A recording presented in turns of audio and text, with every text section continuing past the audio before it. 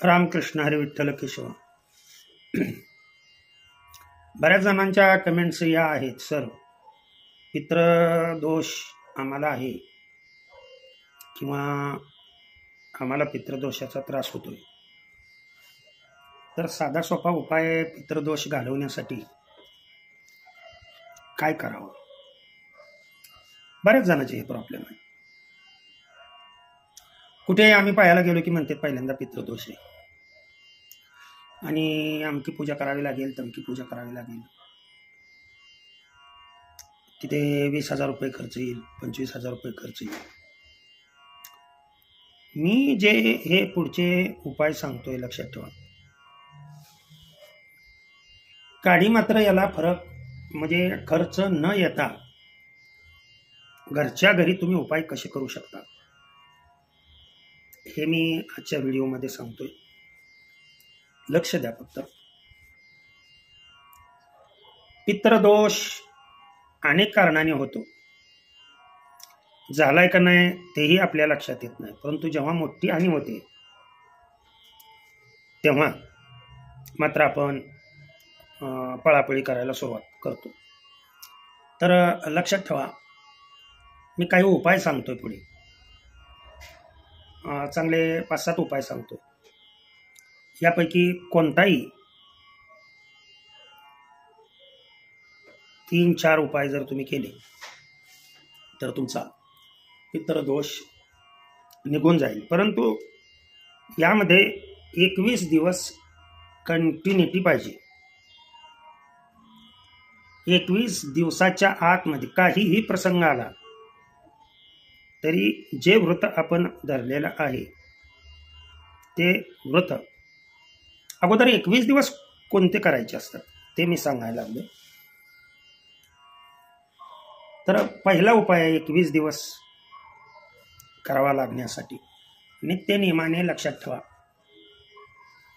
पहाटे स्नान केल्यानंतर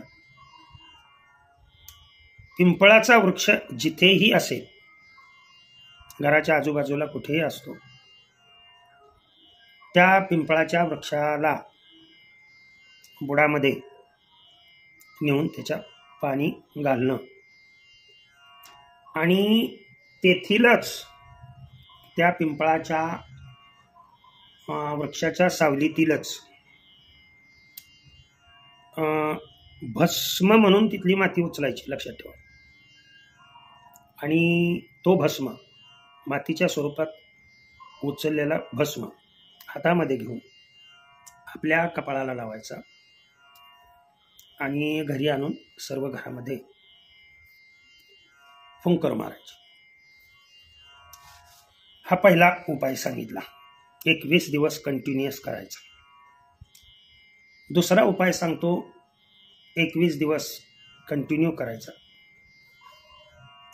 तांब्याचं भांडं घ्यायचं, पाणी भरून त्याच्यामध्ये, आणि काळे तीळ त्या भांड्यामध्ये 1 चमचाभर काळे तीळ टाकायचे आणि त्या पाण्याचा अभिषेक 21 दिवस सोमवारपासून जनरली सुरुवात करायची. 21 दिवस महादेवाला म्हणजे शंकराच्या पिंडीवरती त्या काळ्या तिळाचं पाणी त्याचा अभिषेक करायचा. किती दिवस सांगितला मी? हा 21 दिवस उपाय सांगितला. आता पुढे 21 दिवस करायचाच उपाय पुढे मी सांगतोय. तिसरा उपाय शनिवारपासून सुरू करायचा आहे. हनुमान चालीसा हे दररोज आपलं स्नान झाल्या झाल्या सकाळी 21 दिवस कंटिन्युअस हनुमान चालीसा म्हणून छोटंसं पोती मिळते, बुक मिळतं, त्याचं वाचन करून शनिवारच्या दिवशी फक्त हनुमंतरायाचं दर्शन घ्यायचं. दर्शन रोज नाही घ्यायचं, शनिवारच्या दिवशी वाचन पूर्ण झालं की स्मरण करायचं. याने पितृदोष तर जातोच जातो, नवे पितृ प्रसन्न होऊन त्यांच्या सोबत हनुमंतराय म्हणजे बजरंगबली, मारुती राया यांचा कृपा आशीर्वादही आपणास मिळतो. हा झाला तिसरा उपाय. आता पुढे मी चौथा उपाय वारकरी जे आहेत त्यांच्यासाठी किंवा कुठल्याही व्यक्तीने केला तरी सुद्धा चालतोय. गीता, ज्याला आपण ज्ञानेश्वरी म्हणतो, या गीतेमधील 7वा अध्याय, या 7व्या अध्यायाचं वाचन जर कंटिन्यू 21 दिवस केलं आणि अध्याय वाचल्यानंतर नमस्कार करून, लक्षात ठेवा, जर आपण पांडुरंग चरणी सेवा अर्पण केली, आपण निमित्त आहोत, कुठल्याही गोष्टीसाठी आपण निमित्त आहे, लक्षात ठेवा. पण आपल्या हे लक्षात येत नाही की आपला अहंकार, हा अहंकार कारणीभूत ठरतो. आता 7वा अध्याय तुम्ही वाचला 21 दिवस, हा तुम्हाला मी चौथा उपाय सांगतोय, लक्षात ठेवा. तिसरा, चौथा, पाचवा काय जे असेल ते, जेवढं माझ्याकडे ज्ञान आहे तेवढं मी तुम्हाला देण्याचा प्रयत्न करतोय. आता मुख्य पितर म्हणून मानलं कुणाला जातं ते पहा, तर कावळा सर्वांना माहित आहे. तुम्हाला जेव्हा जेव्हा जेव्हा तुमचा स्वयंपाक होईल तेव्हा तेव्हा घरातील स्त्रीने त्या स्वयंपाकातला थोडासा घास किंवा मीठ न घातलेला भात शिजवून जरा बाहेर गॅलरीमध्ये पशुपक्ष्यांना किंवा रानात राहणाऱ्या व्यक्ती आहेत त्यांनी गाईला दिला. आता शहरामध्ये काही गायी येणार नाही, परंतु पशुपक्षी भरपूर, लक्षात ठेवा. त्याच्यामध्ये कावळ्यालाच द्यावा, कावळ्यानीच खावा असं काही नाही. हे अन्नदानाचं पुण्य तुमच्या पदरी पडून, लक्षात ठेवा, तुमचा पितृदोष पूर्णपणे नाहीसा होतो. या वेळेला गायत्री मंत्र दररोज सायंकाळी जर तुम्ही घरामध्ये म्हटला, किंवा रानात राहणारे लोक असतील, आपल्या कुत्र्यासाठी श्वान असतं ना, त्याच्यासाठी जरी तुम्ही खायला टाकलं.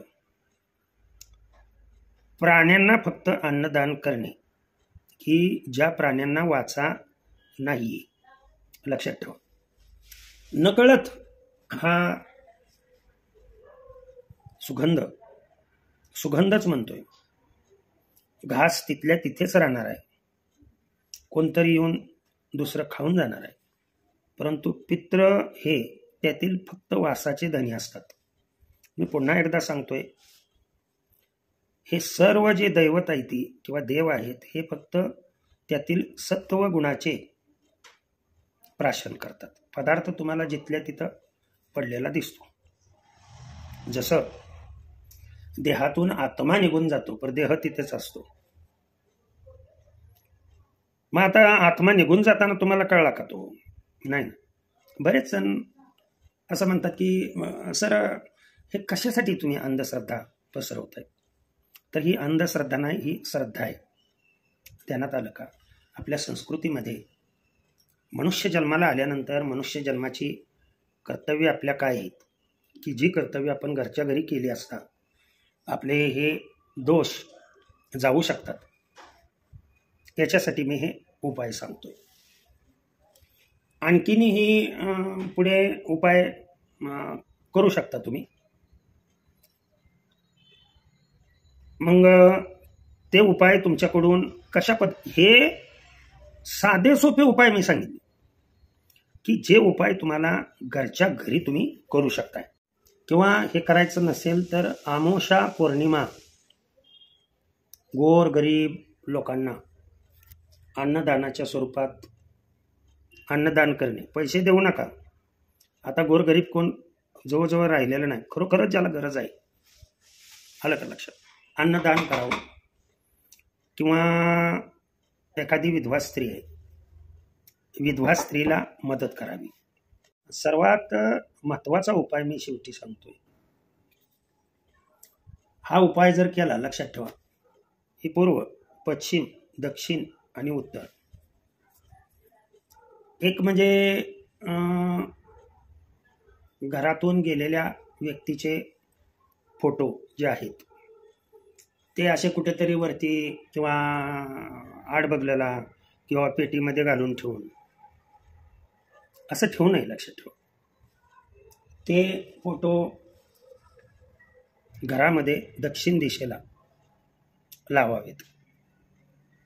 घरातील गेलेल्या व्यक्तीचे फोटो दक्षिण दिशेला असावेत.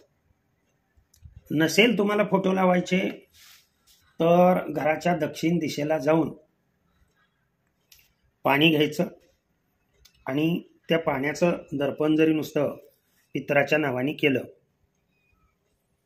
किंवा फोटोच्या समोर तिळाचं तेल वापरून त्याची वात दक्षिण दिशेला जर ठेवली, त्या दिव्याचा वातीचं तोंड दक्षिण दिशेला, आता तुमच्या याच्यामध्ये कुठं दक्षिण दिशा येते ती पहा, दक्षिण दिशेला जर करून तुम्ही ठेवलं दररोज सायंकाळी आणि त्यांना नमस्कार केला, तरी लक्षात ठेवा सर्व काही पितृदोष तुमचे सजासजी, हे सजासजी होणारे उपाय सांगितले. आणि घरामध्ये गायत्री मंत्र ओम भूर्भुवस्वः तत्सवितुर्वरेण्यं भर्गो देवस्य धीमहि धियो यो नः प्रचोदयात्, हा गायत्री मंत्राचा जप जर केला, याच्यापैकी 21 दिवस जो करायला सांगितला त्यापैकी एक उपाय, आणि आता शेवटी सांगितलेल्यापैकी एक उपाय, असं जर तुम्ही नित्यनियमाने केलं, ते 21 दिवसच करायचं, हे मात्र नित्यनियमाने करायचं, तर तुमचे सर्व दोष निघून जातील. तुम्हाला कुठे जाण्याची आवश्यकता नाही आहे.